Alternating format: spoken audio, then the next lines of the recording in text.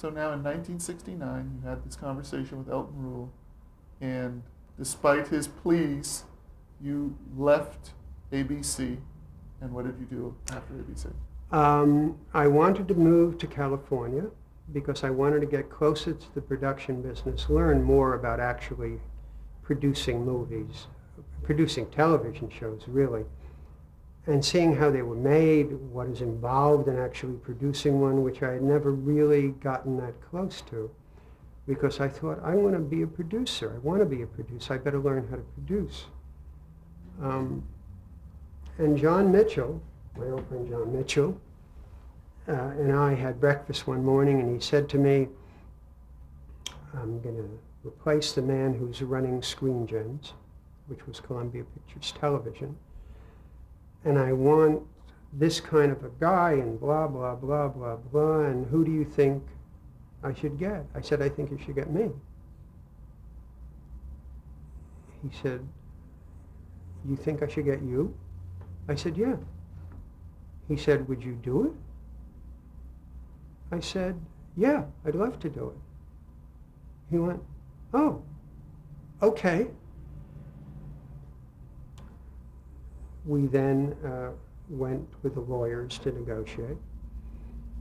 And my lawyer at the time, a man named Phil Reese, who was now gone, what a terrific guy. I said, these guys love me, Phil. Boy, these guys love me. You're going to walk in there, they're going to go, hey, whatever. And he said, you know what? I'll let you know how much they love you when I see the offer. Maybe they just want to have an affair with you. You don't know. He, interestingly enough, had been not only my attorney, but he was not that I needed an attorney up to now, but he had married an old girlfriend of mine, which I resented, but nonetheless. He was Aggie Nixon's attorney, and Aggie was a wonderful daytime serial writer. And so we made a deal, and we bought Aggie's company in 1967, I think, or something, for $1 million. Now, since then, Aggie has had one life to live and all my children on the air. So I think they might have gotten their money back. But anyway, so we negotiated. And we made a deal. And then I had to go see the head of Columbia Pictures, a man named Abe Schneider, a legendary chairman of Columbia Pictures, a legendary man. But I had to see him. I walked in to his rather modest office, shook hands. He said, I hear you're very smart. I said, thank you, Mr. Schneider. He said, I hear you're very creative, too. I said, why, thank you. That's very nice of you to say that. And he said, but let me tell you something. Even the smartest of us, even the most creative, sometimes tend to think that the audience appreciates our creativity a little more than they really do. So it's always best to make it for less. Nice meeting you. I always remember that too. Not too many people in the movie business get that speech anymore. So now talk about some of the projects that you did while you were at Screen Gems. Yes. One of the unhappiest times in my life. Really? Because although I was learning all about production, I was neither the buyer nor the producer.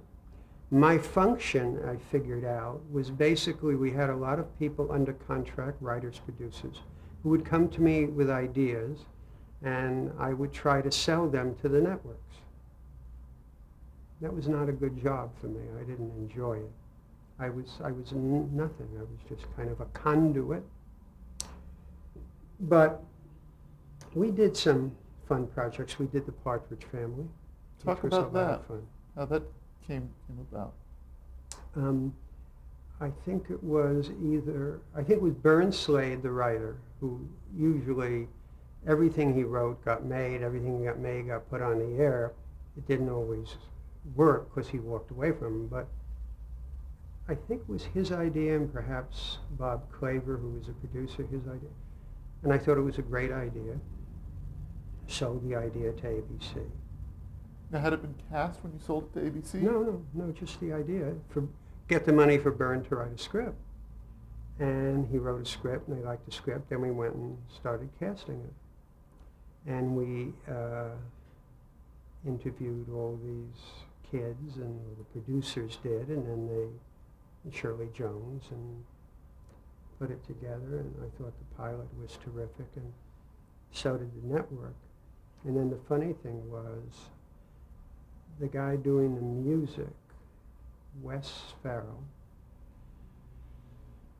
brought me the first record. And he played the record for me. And I said, it sounds like a Kozatsky that my grandmother must have danced to in Poland. He shut off the record. He said, let's make a deal. I won't watch your show, you don't listen to my music.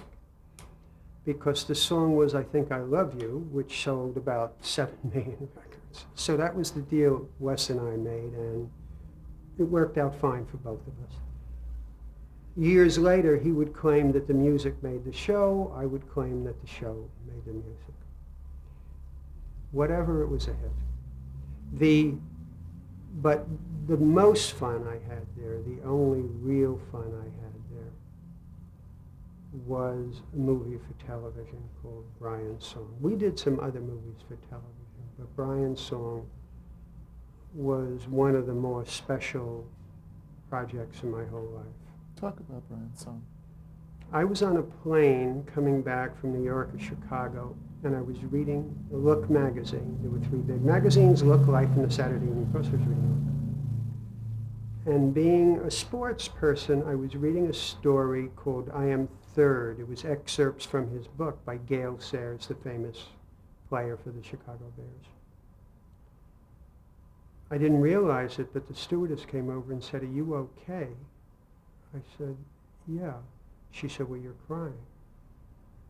And I was sobbing, and other passengers were looking at me. I said, no, I'm okay. It's just the story is very touching. I got off the plane. In the airport, I called Barry, who was at ABC running the movie for television. I said, I just read the most amazing piece. We have to do it as a movie for television. He said, well, after the driver drops you off, have him bring it by. It's like 8 o'clock at night. My phone rings early the next morning, very early. Barry said, it's fantastic, let's do it.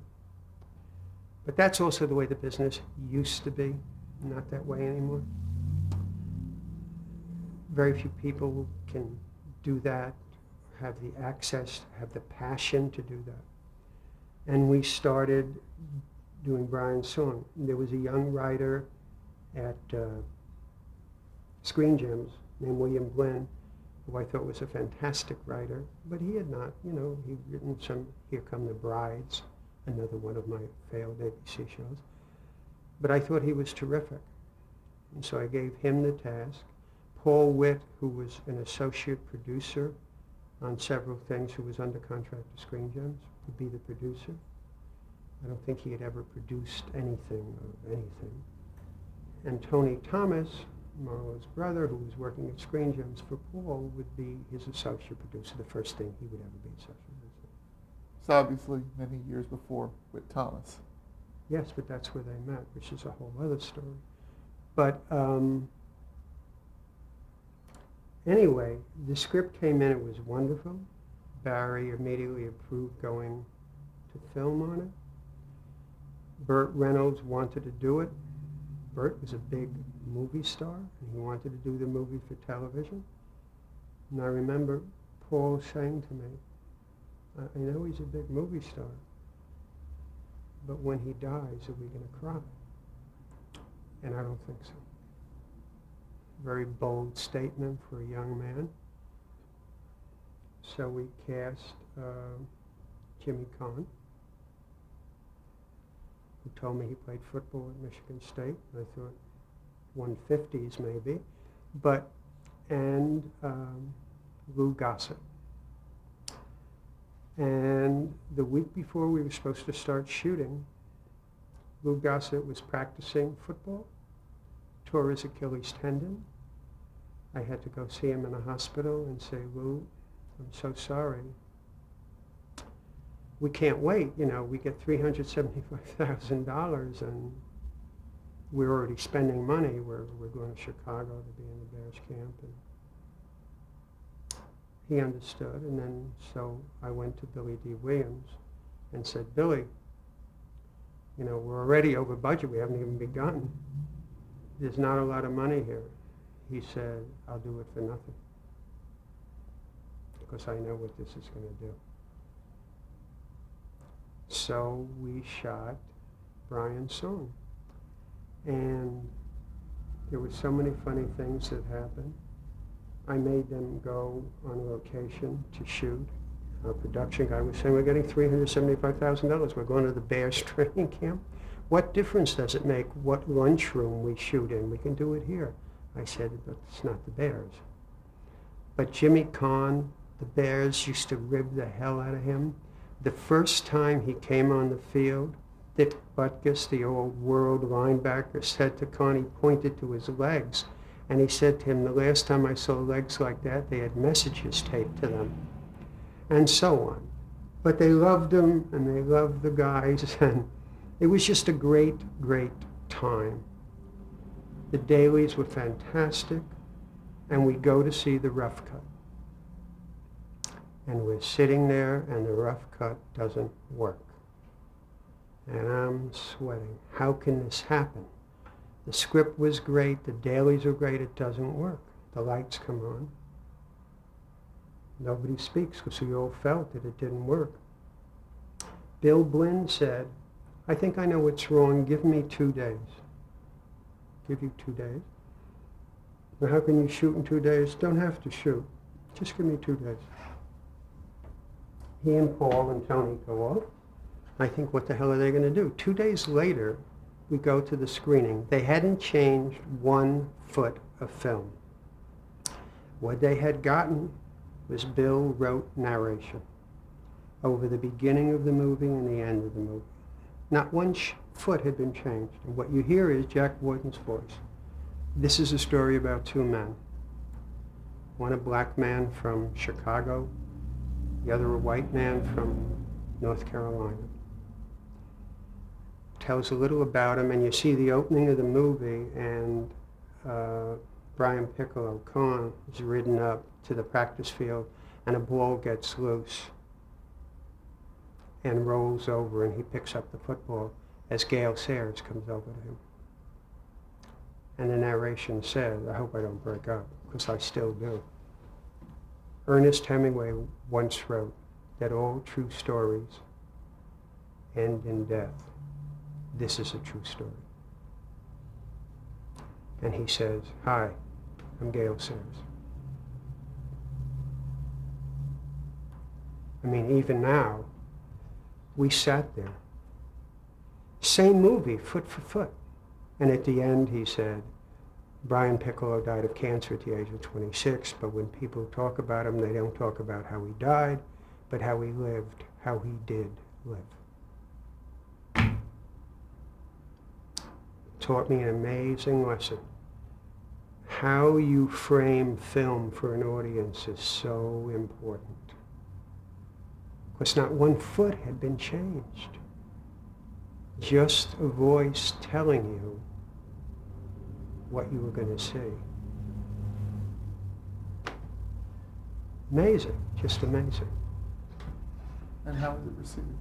Oh, well, I'll tell you one little story before that. 2 little stories. I said to Paul Witt, and I were talking about a composer, and I said, I love Michel Legrand. Well, Michel Legrand never did television. I mean, he won an Academy Award. Called his agent.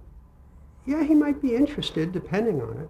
I said to Paul, okay, you're going to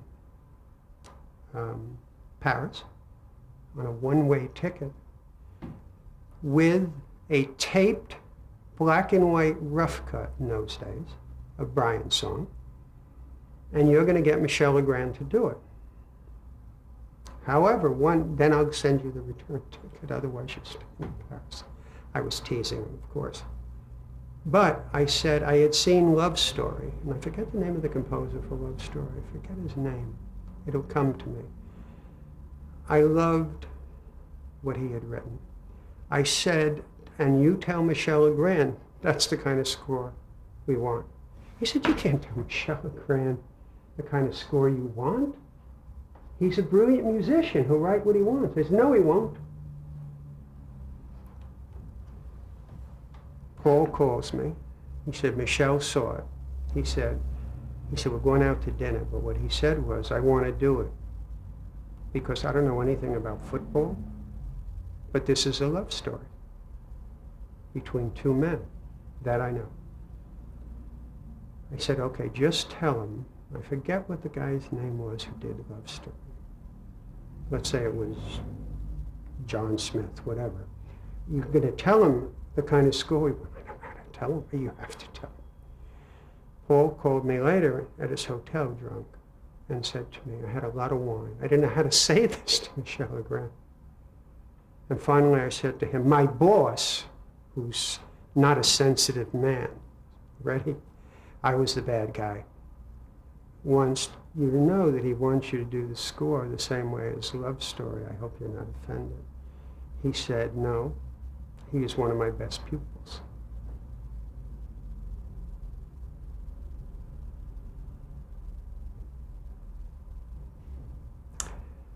The other story was that the director didn't like some of the changes I had made in the edit, with the approval of Paul, and he wrote me a long letter telling me how I had destroyed his movie. Well, then Michel comes over to do the score, which was a great night. The place was packed. It was just fantastic. And that great theme he wrote, bum, bum, bum, bum, bum. Anyway, well, the movie gets fantastic reviews, changes the culture in many ways, because there was a lot of black and white tension going on in high schools at that time and across the country. Goes on the air, it gets enormous ratings. Is nominated for all the awards. And Buzz Kulick is nominated for a Directors Guild Award. And I sent him a letter, wire. I said, congratulations. Tonight when you receive the award, why don't you read the letter? He didn't, but he got the award. But that was one of the best experiences I've ever been involved with, television, movies, and it was one of the few projects that came out better than your highest hope. It was just spectacular. It was Jimmy Caan, who was this movie actor, said to me, I don't know, what am I doing, this television thing. We screened it for Jimmy. He came out. He said, it was okay. Okay, Jimmy. That was just a fantastic experience because it won the Emmy that year. Paul won the Emmy for the best movie for television, and Bill Blinn won it for his teleplay. Huh? For his teleplay. For his teleplay, and Jack Warden won it for Best Supporting Actor. And Billy Dee and Jimmy, who were both nominated, knocked each other out, and some English guy won it for him. And Michel Legrand didn't win. And I was so incensed. I really checked it out and found out who was on the panel and so on. And the guy said to me, well, anybody could write that stuff that's so popular. I mean, we were looking for someone who reached a little further. I went, okay. He won the Grammy, but he didn't win the Emmy. So of all your experiences at Screen Gems, that's really what stands out for you? Is Brian's That and one small affair. But other than that, yes. Well, we needn't get into that. No, we don't. No, Let's really, move that on. was, you know what? Brian's song was worth all 3 years. It really was. Now, in 1972, you formed a partnership that would be a very successful and very long-lasting one. Before we get into it, let's talk about your partner, Aaron Spelling, and how you came to know him. I came to know Aaron the first time I went to California with George Polk at BBDO. We would go around to all the studios because BBDO was a big buyer of programs. And at 4-Star Television, which was the biggest independent we met various producers. And one of them was Aaron Spelling. We kind of hit it off. We had 30 seconds together. I'm at my hotel that night. I get a call that evening. Hi, it's Aaron. Hi, Aaron. I was wondering if you were busy for dinner. I said, I don't know a single person in the entire state of California. No, I'm not busy. Well, why don't you come to dinner with me? Great. Comes and picks me up. He was with some beautiful actress named Jackie Lane, who was like, whoa. We went to La Scala, the old La Scala on Little Santa Monica, which was then the place. You couldn't get in. Everybody was there every night. It was jumping. And we went, and we got right in, because I found out later Aaron ate there 5 nights a week. And we got a front booth, and I'm looking around, and I see Yvette Mimieux, and I see Natalie Wood. And I'm thinking, if I die now, it's okay. They could bury me in this booth, and I'd be happy. This is it for me. And now the waiter comes over. I said to Aaron, look, I love Italian food, but I don't know what's good here. You order for us. He said, all right. First, we'll start with the house salad, the Leon salad. Jean Leon was the owner. He said, we'll have 3 Leon salads. And then he leaned forward and he said, half chopped. And I thought, half chopped for a salad? Is there a guy in the kitchen who's going to take a blade of lettuce and cut it halfway through? And then there's going to be a garbanzo bean that's going to be halfway through? That's the most fantastic thing I've ever heard. If I ever write a book about my adventures in Hollywood, that's my title, Half Chopped. It's perfect for Hollywood. That's when I first met Aaron. Now, we stayed friendly together when I was running ABC program. I bought Mod Squad from Aaron and several other shows from Aaron. And he had then left 4-Star, got into business with Danny Thomas, and but was really the functioning head of it. Mod Squad was a huge hit, and we had a lot of laughs with that over the years. talk about that working relationship when you guys were doing Mod Squad. Aaron and I, this guy from Dallas, Texas, and this guy from Brooklyn, New York, just somehow clicked. We had an amazing working relationship. He could say to me, buddy, my people aren't going to know what you're talking about. And I could say to him, Aaron, those words don't exist in New York. You're going to have to. For whatever reason, we had an ease of working together from the very first time we worked together. Aaron and I basically rewrote a pilot script, at night away from our day jobs, for Honey West, which I then presented to Doug Kramer, and went, this is pretty good. He liked the pink cover too, and so. But I mean, we just, for whatever reason, had that ease of working together. So when you were leaving Screen Gems, how did the partnership come about? We had talked about it. We had stayed friends, and in fact, I got Aaron to do a pilot for Screen Gems called The Young Rebels that actually got on the air It was a good idea. We didn't do it well enough. We didn't do it with enough substance. And then when he was doing the Rookies, the pilot that year, I let Bill Blinn moonlight to rewrite the Rookies for him. And we had talked over the years about going into business together. And he had been fairly successful. And I remember his business manager, J. William Hayes, now gone, said to me, he took me to lunch, he said, I think Aaron's crazy. I mean, he has an established reputation as a producer. You've never produced anything, and yet you're going to be 50-50 equal partners. I said, yeah. He said, well, I think he's crazy, but if he wants to do it, I'll support it, but I want to be able to represent you as well. I said, that's fine. I need a business manager. That's great.